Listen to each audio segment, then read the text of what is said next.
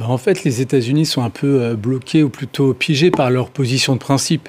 Dès lors qu'ils ont affiché un soutien conditionnel qui s'inscrit dans la longue tradition des relations bilatérales entre les États-Unis et Israël, ce soutien conditionnel, d'une certaine manière, les place dans une situation délicate par principe. Pourquoi ? Parce qu'il donne une carte blanche qui ne permet pas d'inclure dans leur positionnement de principe le respect prévu par le droit international humanitaire dans le cadre d'un conflit qui soit interétatique ou pas. Autrement dit, les limites que doit prévoir ce type d'opération, ce type d'offensive, les limites prévues par le droit international ne sont pas respectées par l'armée israélienne dès lors qu'elle commet de facto ce qu'on appelle des crimes de guerre. Des crimes de guerre que ses alliés doivent assumer en partie, les États-Unis au premier chef. Et par conséquent, il y a une responsabilité à la fois politique et morale qui pèse aujourd'hui sur les États-Unis et qui pèse également tant du point de vue international qu'interne. Je veux dire par là que la pression qui pèse de plus en plus sur Joe Biden, elle est d'origine internationale. On a vu la mobilisation des sociétés civiles de par le monde. C'est une manière aussi de souligner que ce conflit n'oppose pas le monde arabo-musulman d'un côté et le monde occidental de l'autre. Au sein même du monde occidental, les sociétés civiles affirment des positions différentes. Et à l'échelle internationale, les États-Unis se retrouvent isolés, il faut le reconnaître, dans leur position qui consiste dans le soutien conditionnel. D'où cette difficulté pour Anthony Blinken. Oui, parce qu'il peut y avoir des nuances d'appréciation parmi les dirigeants israéliens, mais en fait, je pense qu'ils sont fondamentalement unis sur un aspect. C'est ce qu'a déclaré Netanyahou dès le premier jour. Nous allons éradiquer le Hamas. C'est le mot d'ordre. Or, je pense que, par définition aussi, c'est une organisation qu'on ne peut pas éradiquer. Il est possible de lui porter des coups militaires très durs, mais comprenons que le Hamas, il est implanté dans la population. Comprenons que cette organisation, on peut discuter à perte de vue de savoir si c'est une organisation terroriste ou pas, mais elle fait partie aussi du jeu politique à Gaza et d'un point de vue plus général dans les territoires palestiniens. Alors on peut le regretter, on peut le condamner, mais c'est un fait. Et donc je pense que le vice de départ, et on le voit parce que là on a beaucoup parlé des opérations militaires avec le bataillon Golani qui est une troupe d'unité spéciale, tout cela est bel et bien, mais ce qu'il ne faut pas oublier, c'est les bombardements massifs, sans arrêt, sans cesse, nuit et jour, depuis maintenant 31 jours. Et ça, c'est pas contre le Hamas, c'est contre les populations civiles. Donc il y a une forme d'hypocrisie générale, et je pense même que les États-Unis sont un peu gênés aux entournures, parce qu'ils sentent très bien qu'avec cette politique, il y a un risque de radicalisation générale et régionale. Je me demande si, effectivement, à court terme, Israël va pouvoir donner des coups, évidemment, au Hamas, tuer quelques chefs militaires, pas tous, mais quelques chefs militaires, les chefs politiques qui sont partis à l'étranger depuis longtemps. On ne peut pas éradiquer le Hamas, c'est ce que vous dites. Non, c'est une idéologie, et vous en tuez un, il en est 10. Mais on peut l'affaiblir peut-être beaucoup. On peut l'affaiblir, mais à moyen terme, mais, c'est ce qu'on a cru, nous, pendant la bataille d'Alger. On a cru qu'on avait décimé le FLN. Ça n'a pas été le cas, en 1957. Mais non. Qu'est-ce qu'il devrait faire, Bein Nabli ? Parce qu'il ne souhaite pas évidemment de cesser le feu, puisqu'ils disent que le cessez-le-feu, ça veut dire laisser le Hamas prospérer. Vous êtes d'accord avec ce que vient de dire Renaud Girard ? Oui, je suis d'accord, mais je dirais même qu'en fait, dans ce moment d'exception pour Israël, c'est l'identité profonde du pays qui est révélée au monde, d'une certaine manière, et certaines fictions. Je pense à quoi ? Je pense notamment au label démocratique qu'aime à mettre en avant le régime israélien en disant que c'est une exception dans la région. Sauf que, précisément, une démocratie moderne, aujourd'hui, se caractérise par le fait d'être en capacité de respecter l'état de droit, notamment le droit international. Or, ce qui caractérise Israël, opération après opération à Gaza, c'est sa capacité, premièrement, à se départir de tout respect du droit international, deuxièmement, à ne jamais condamner les responsables de ces crimes de guerre, ce qu'on appelle un régime d'impunité. Tout cela est révélé, je dirais à nouveau, mais là de manière très spectaculaire. Je dirais même qu'on a atteint un degré supplémentaire, parce que autant le 7 octobre, le Hamas a commis des crimes de guerre, voire un crime contre l'humanité, du point de vue du droit international humanitaire.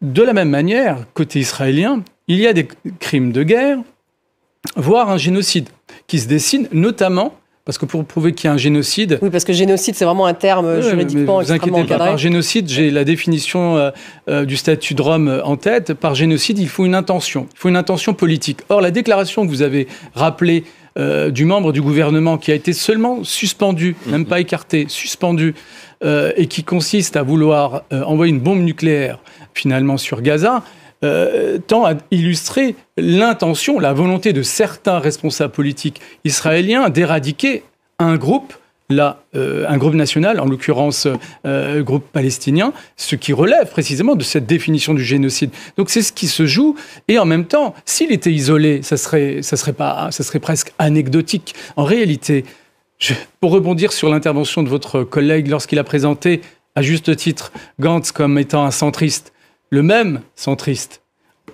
hier ou aujourd'hui, a déclaré que les colonies en Cisjordanie relevaient naturellement du territoire israélien. Je veux dire, par là que la politique coloniale, puisque c'est le problème de fond, est constitutive et presque le contrat social de la classe politique israélienne aujourd'hui, mis à part quelques exceptions.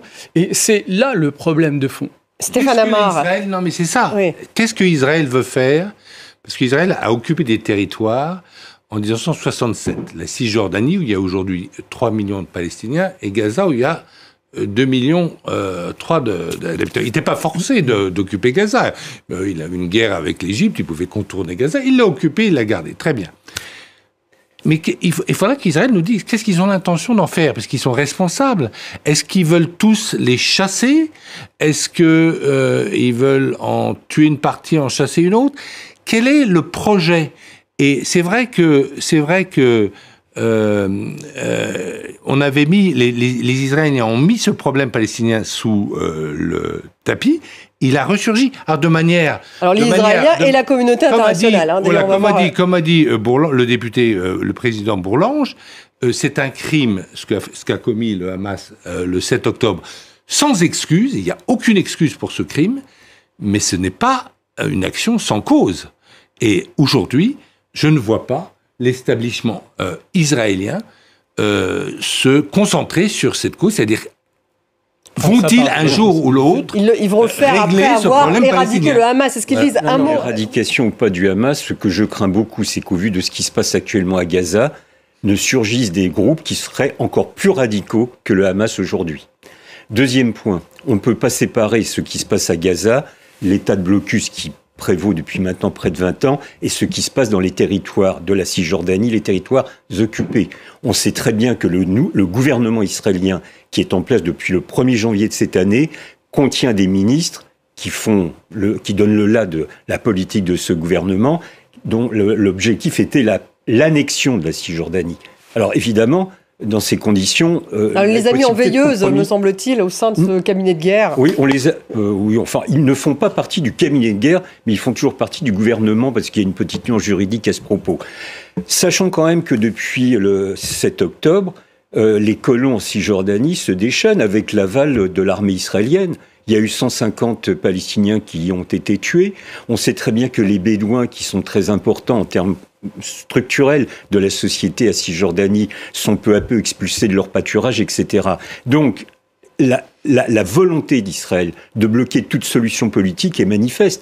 On se concentre sur Gaza à juste titre, parce que là, c'est l'horreur et la barbarie, mais on ne peut pas dissocier ce qui se passe à Gaza de ce qui se passe, et qui est sûrement moins violent, en Cisjordanie. Il faut quand même comprendre cet aspect des choses. Et c'est pourquoi Blinken, qui, au point de départ, avait même évoqué l'idée lors de son premier voyage de faire sortir la population de Gaza vers le Sinaï, tout simplement. Mais évidemment, personne n'est d'accord, et surtout pas les Égyptiens. Et ils sont revenus en arrière. Donc là, s'il n'y a pas une solution politique, s'il n'y a pas un cessez-le-feu immédiat, et deux, la décision de reprendre les affaires politiquement, eh bien, il n'y aura pas de solution, et la barbarie continuera. Aujourd'hui, ce que veut éviter Blinken, c'est que ce conflit localisé, ce conflit territorial sur des arpents de terre s'embrase et qu'on ait au Moyen-Orient une guerre des civilisations. Il ne veut pas ça, et il fait tous ses efforts. Belling Nabli, alors ça veut dire, lui, ce qu'il recherche, effectivement, quand il parle de pause humanitaire, c'est déjà une première première chose pour effectivement un peu pacifier les choses, j'imagine, Anthony Blinken. Oui, sauf que ce qui est remarquable, c'est qu'il n'obtient pas ce qu'il demande. Qu'autrement dit, le rapport entre Israël et les États-Unis n'est pas forcément celui que l'on croit. Israël, à différentes reprises ces dernières années, a fait la démonstration de sa capacité à se départir de toute soumission à la volonté des États-Unis, bien que celui-ci garantisse historiquement sa sécurité aussi, mais en vérité, politiquement, une vraie autonomie. Et cette autonomie, elle est démontrée à travers ce conflit. Ensuite, s'agissant du choc des civilisations, de mon point de vue, on est très loin de cette configuration parce qu'encore une fois, il suffit de regarder la carte des mobilisations à la fois des États et des sociétés civiles. Ça ne correspond pas à une opposition entre monde arabo-musulman d'un côté et monde occidental ou Israël de l'autre. Vous avez en Amérique latine, en Afrique et en Asie une mobilisation de certains États et de la plupart des sociétés civiles en soutien des Gazaouis. Donc, incontestablement, on n'est pas dans ce schéma binaire et manichéen, tant mieux. Autrement dit, aussi, et par prolongement, une lecture religieuse ou ethno-religieuse de ce conflit n'est pas pertinente. Il faut absolument s'en départir pour, notamment, trouver une solution politique. Dieu vous entende. Dieu vous entende. Didier Villon, un mot justement sur Erdogan. Pourquoi est-ce qu'il n'a pas vu Anthony Blinken ? Il l'a évité. C'est le moins qu'on puisse dire. Il a même déclaré clairement qu'il ne modifierait pas son agenda. Et il faut voir, la scène est assez marquante. Quand Blinken est arrivé la nuit dernière sur le tarmac à l'aéroport d'Ankara, la délégation qui le reçoit est vraiment réduite à la portion congrue. Je crois qu'il y a 3 personnes qui viennent l'accueillir, ce qui, quand même, pour un secrétaire d'État américain... C'est un peu humiliant. C'est assez humiliant. Pour Anthony Blinken. Et on a vu aussi la rencontre avec son homologue turc qui n'est pas d'une franche camaraderie. C'est très, très froid. Donc pourquoi est-ce qu'il est allé jusqu'en Turquie, finalement, Blinken ? Oui, parce que la Turquie est dans la région un pays qui est quand même un pays important, ça n'a échappé à personne, et que justement Blinken, je pense, voulait tenter de raisonner, de son point de vue en tout cas, les dirigeants turcs, parce qu'il y a ce processus de radicalisation déclaratif, en tout cas de la part des dirigeants turcs depuis maintenant une quinzaine de jours, et que Blinken cherche quand même à s'appuyer sur quelques alliés. Mais sur ce dossier de Gaza, il n'aura pas un allié en Turquie. Il est clair que il y a aussi des raisons de politique intérieure et que Erdogan, qui est un fin politique, quoi qu'on puisse penser de cet individu et de ce président, en tout cas, il tient compte de la sensibilité de la population turque, comme d'ailleurs dans toute la région et comme d'ailleurs dans de très nombreux pays occidentaux et non occidentaux, Amérique latine, etc. Là, je suis parfaitement d'accord. Il en tient compte. Et donc, pour des raisons de politique intérieure, il va durcir encore le ton dans les jours à venir. C'est une certitude. Donc, le bilan de Blinken, en réalité, de cette tournée dont on a vu la carte tout à l'heure, c'est que nulle part, il n'est arrivé à faire passer la moindre de ses propositions. Quand il était à Amman, en présence de ses homologues émiratis, saoudiens, jordaniens, bahreïni, je crois, et égyptien, eh bien, c'était un non. C'est-à-dire que leur point de départ, c'était cesser le feu, et que les États-Unis ne veulent pas, à cause de leur solidarité inconditionnelle avec Israël.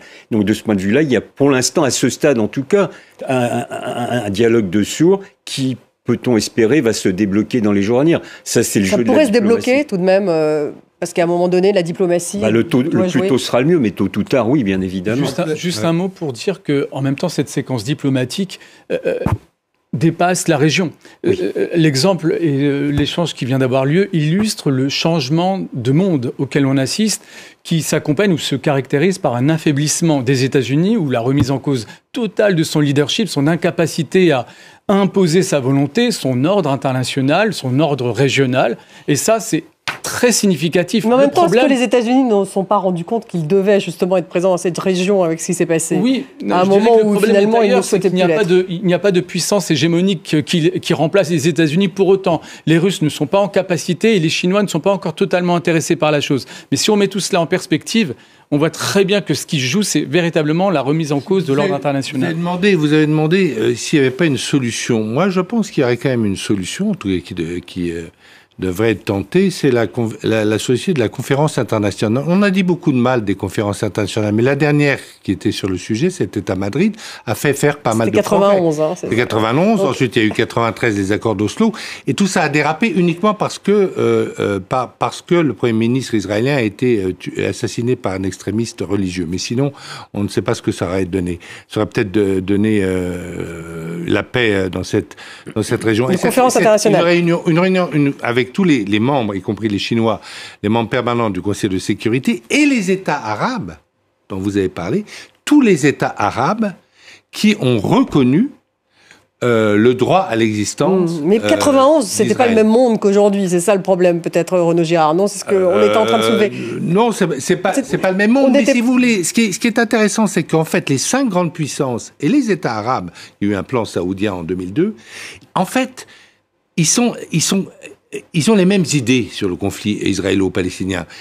Et moi, je pense qu'il y a un ancien ambassadeur d'Israël à Paris qui s'appelle Eli Barnavi qui a dit, en fait, nous, Israël, c'est un pays trop fort.